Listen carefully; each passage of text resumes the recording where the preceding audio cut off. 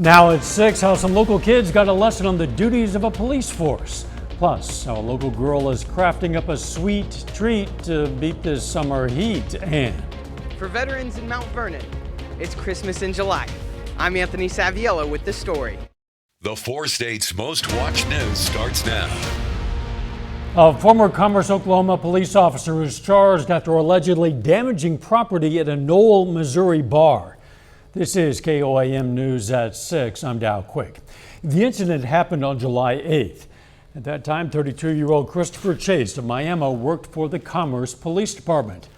Authorities say Chase was at Shadow Lake, a bar in Knoll, when he threw a bar stool against the club wall near some employees.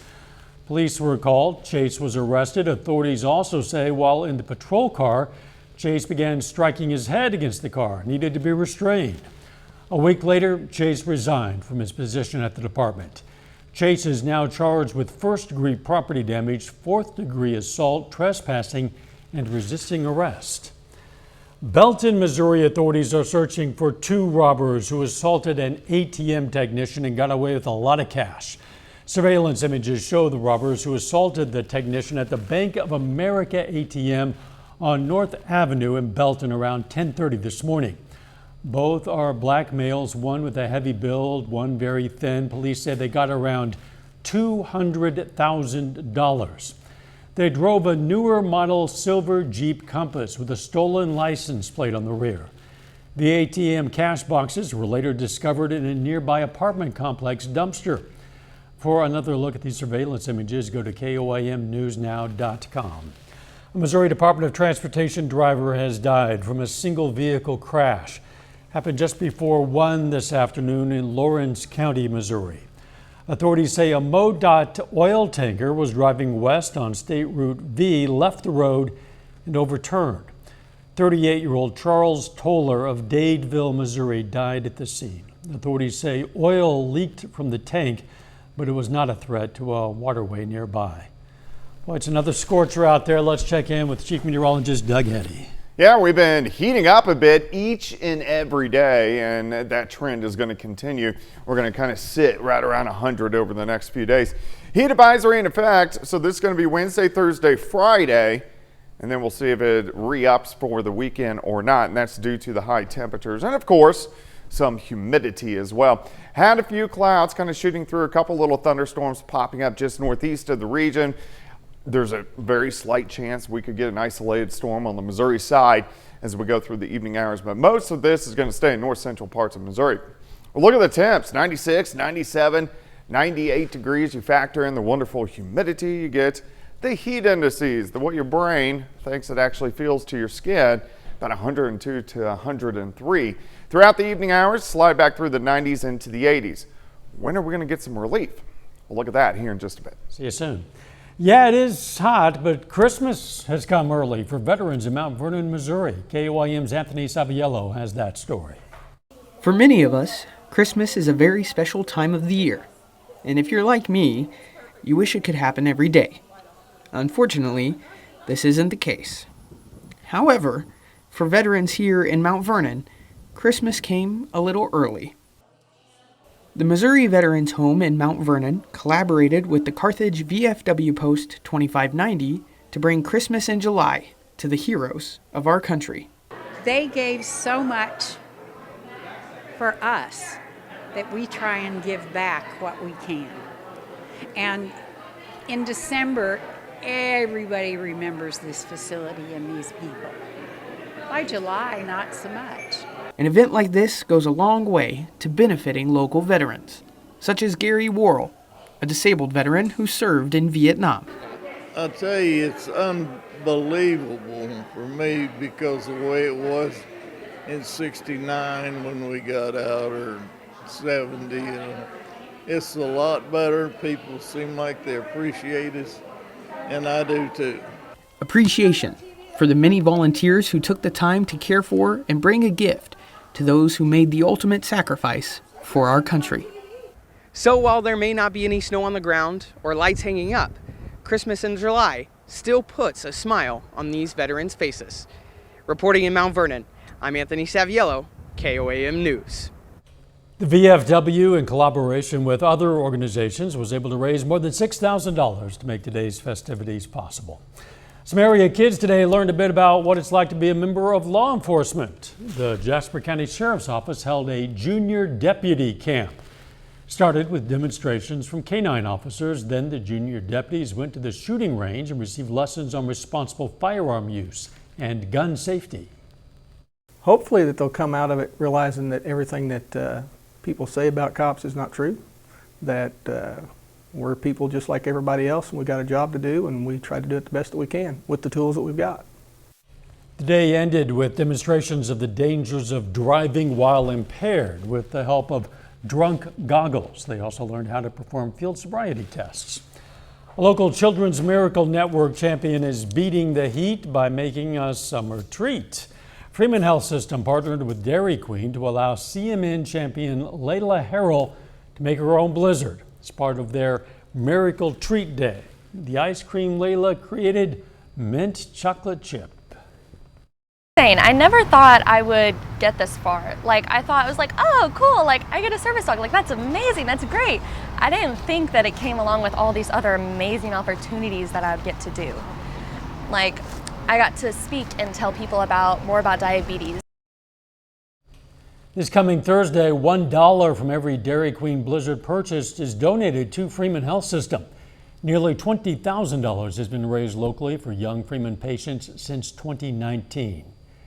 Vacation Bible School at St. Paul Church is hosting an event that's out of this world. It's called Stellar Shine Jesus' Light. The event features a lot of simulated space-like activities such as crash landing on the moon and other science projects. One of the main focuses today, how to handle situations where people don't get along. Kids are home for the summer. They don't always have a ton to do. If they have things to do, they're not always free, right? This is a great low-cost option where kids can come and have a fantastic time. And for us, really as a church, it's all about investing in the lives of kids. And it's not every day you get photobombed by an astronaut. The Vacation Bible School continues until Friday at noon. Coming up, the Community Health Center of Northeast Oklahoma hosts a resource fair to help people in need. Plus, some local young farmers and ranchers head out to the Cherokee County Fair. We're going to tell you what it has to offer. That's ahead on KOAM News at 6. The Community Health Center of Northeast Oklahoma today hosted a community market and resource fair. Gave folks the chance to stop by and get healthy food from the food bank of Eastern Oklahoma. Along with the food, there were also resources to help people learn about just what the area offers. I live here in Miami, but I attended an event like this in Craig County, and I talked to the ladies there and just told them how much that I thought this would really be, beneficial to our community.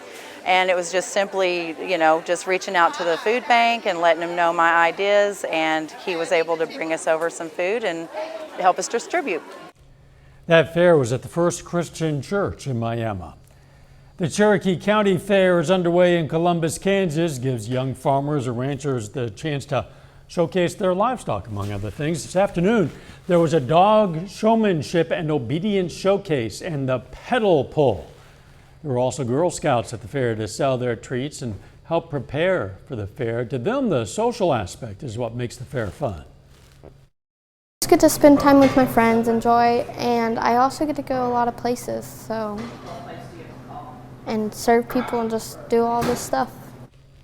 And it's not just about the Scouts and the animals. Just now, the Inflatables and Pride Carnival kicked off. That lasts until 10 p.m.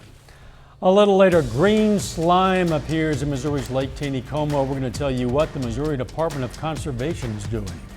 Plus, it gets a little bit hotter as we go through the next few days. We're going to check that out coming up.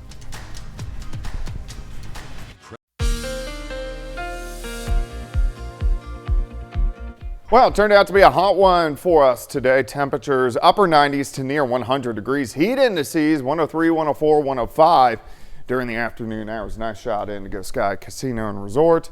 Indigo, just southwest of Seneca, Missouri, but it looks decent throughout the evening hours if you don't mind the heat. Yesterday we made it low to mid 90s and then right about 100 for us during the afternoon hours. So heat advisories in effect. This is going to be for Wednesday, Thursday, Friday. We'll see if this re-ups for the weekend. This is due to the high temperatures near 100. Also a little bit of humidity. It's not screaming high, but enough to give us heat indices about that 105 range. 95 in Nevada, 93 in Neosho, 95 in Miami. Pittsburgh sitting at 96. Independence is sitting at 97. Let's go outside, 7th and Rangeline. Feels like 103 with that dew point at 70 degrees. So when dew points hit that 70 degree mark in the summer, it don't feel so nice. We're kind of in that muggy range, and that's where we're going to be as we go through the next couple days. So that's why we have these heat indices. 100, 102, look at this, 108, Bonita, 108 in Nowata, and that's where they're going to be once again tomorrow. Actual temp slides back through the 90s, 80s. We only bottom out right around 80 later on tonight.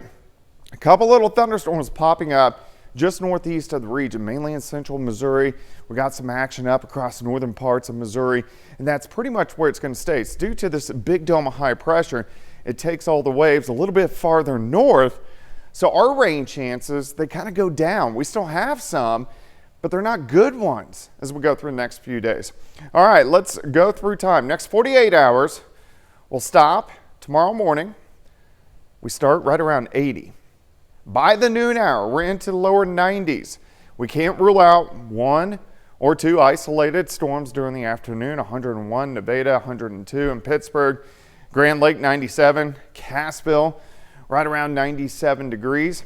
Tomorrow night, again, we only drop back right around 80, and then we do it again on Thursday. High temperatures once again right around 100 degrees for afternoon highs.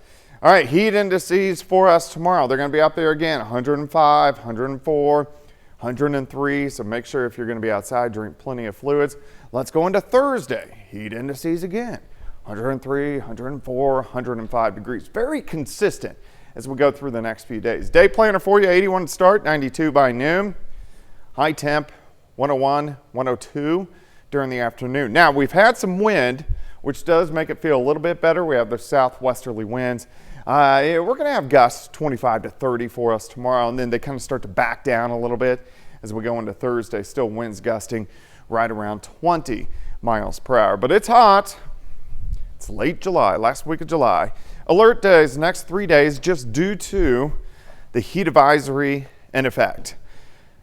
Right about 100 to about 102. Maybe even stepping it up a little bit Sunday, Monday, and Tuesday, and then back into the 90s.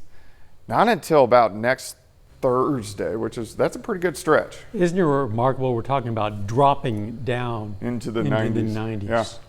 Wow. Thanks, Doug. Yep. Areas of green slime have been found in parts of Lake Taneycomo in Taney County, Missouri. What's causing the growth is unclear, but the Missouri Department of Natural Resources says it's happened before. Nick Kelly has the latest. One report over the weekend prompted officials from several state environmental agencies to come down to the lake this morning and collect samples for testing. The Environmental Services Program Director said collectors noticed green algae, water meal, and another possible substance in the water. While thorough tests will identify exactly what's in the water, Forsyth resident Dan Parrish and others are happy to see action being taken. Several of our neighbors we've been talking about it obviously since this problem started around May, mid-May, early June, and we've seen it progressively get worse as we progress through the summer months. With samples of Lake Taneycomo in hand, testing can get underway. Results could be back in as little as 24 to 48 hours.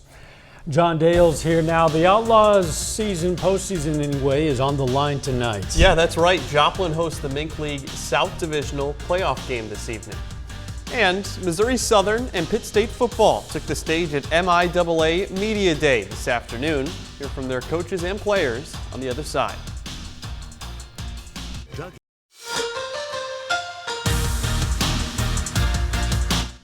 The MIAA Football Media Day takes place today in Kansas City and is the first time in a long time that we've gotten the chance to hear from Pitt State and Missouri Southern's programs. And to start with, the Gorillas are stressing their 2023 motto of all forward. If you've ever been whitewater rafting, and like any good father would, you take your kids whitewater rafting when you take a trip back to Montana, and the captain in the back that's leading that boat when you're about to go through really rough waters is all forward, and everybody rowing the boat at the same time. And so I think regardless of where we are, regardless of a preseason ranking, regardless how the season ended, I think you have the opportunity to come together and we're all moving forward in the same direction. And for people like safety Mike Lacey, 2023 is also about enjoying one last go-around as a Gorilla football player. Coming from a bigger city and, feeling that atmosphere, and then coming to a smaller town when, the emphasis is football and how the town goes is how the football, goes. It's a different feeling, man. But the best part about it is that town is really family, and they support you in everything you do. And Meanwhile, Missouri Southern is emphasizing continual progress in year 3 under head coach Atiba Bradley. When I took the job here, the mentality in the locker room, the winning mentality was a minority. And now moving 2 years past that, we finally got that to be the majority. Everybody is hungry. Everybody understands their role in the process. I'd say it's just more of a complete team than what it's been in the past. And just the team's very tight right now. I mean, there's guys like me that have been here for a lot of different stuff, like 4 different offense coordinators and all that. So it's just kind of like, it just feels like we're playing for each other. We're not playing for our own individual reasons. Both the Gorillas and the Lions begin their 2023 campaign with home games in just over a month on Thursday, August 31st. Meanwhile, the Outlaws season on the line tonight at Joe Becker Stadium. Now, Joplin won this year's Mink League South Division, which meant it didn't have to play in the wild card round yesterday. But today, no more waiting around. Jefferson City Renegades come to town with a trip to the Mink League Championship Series on the line. Outlaws and Renegades very familiar with each other by this point in the season. Just this past weekend, Joplin took 2 out of 3 from Jeff City on the road to wrap up its division title, and the Outlaws have the advantage in the season series 5 games to 3. Now, first pitch in just over a half hour, 7 o'clock. We'll have highlights from that game tonight at 10. That's it for sports. We're back after this. Here's a look at what's coming up on KOAM News at 9 on Fox 14. Former employees of Coffeyville Animal Shelter accuse the director of euthanizing animals unnecessarily. Plus, the Joplin School Board discusses the possible addition of a crosswalk at Joplin High School. And the U.S. House holds a hearing looking into whether the government is covering up information about UFOs. Those stories, a lot more, of course. It's coming up tonight. KOAM News at 9 on Fox 14. The temperature, it's been hot, and it's only going to get hotter in the days ahead. Yeah, lower 90s yesterday, upper 90s for us today, and right around 100 as we go through the next several days, alert days through the rest of the week. And this is due to a heat advisory in effect until Friday evening. But if you are going to be outside, make sure you drink plenty of fluids, and also remember the little doggies, we don't want to burn their feet either. That's true. Make sure if they have to be out at all, they have water as well. Final sports note. Postseason baseball being played in Joplin tonight. Big game for the Outlaws, obviously. You get ready the whole year for this moment, but when it comes down to it, your whole season just comes down to 9 innings. Wow, it's going to be exciting. We're going to find out all about it tonight. Thanks for joining us. We'll see you at 10. Let's make it a great evening.